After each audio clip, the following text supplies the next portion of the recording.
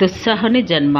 ఆ తరువాత బ్రహ్మదేవుని చేత సృష్టించబడ్డ తమో వికారాలు గల దుస్సహుడు అను పేరు గల విపరీతమైన ఆకారం కలవాడు లోకాలన్నింటినీ హరించుటకు చూస్తున్నాడు.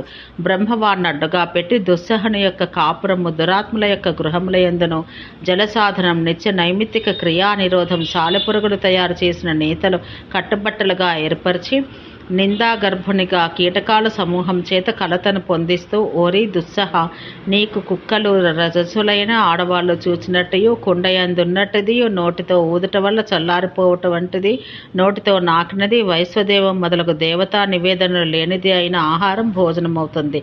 నీడయందు కూర్చుండి ఉదయం రాత్రి భుజించవాని యొక్క పాపపుణ్య ఫల విశేషాలు, హోమాదులు అజాగ్రత్తగా చేసినందువల్ల కలిగే పాపం, స్నానం లేకుండా ఇచ్చే దానం వల్ల కలిగడ ఫలితము, 9 నెలలు నిండిన తర్వాత ఇచ్చినది, నీరు వదలనిదే ఇచ్చిన దానం నిన్నే చెందును.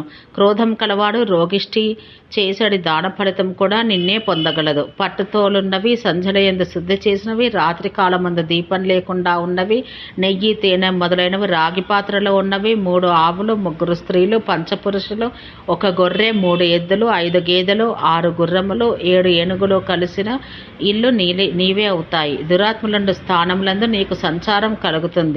మంచి ఆకారం గల వారిని చేరవద్దు.